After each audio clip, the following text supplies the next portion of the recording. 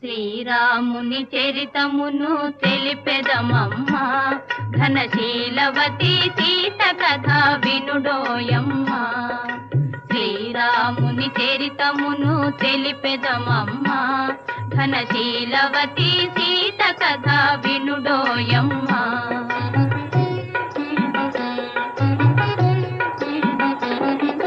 చెలువు మీర పంచవటి సీమలో తమ కొలువు చేయ సౌమిత్రి ప్రేమతో, తన కొలువు తీరి రాఘవుడు భామతో.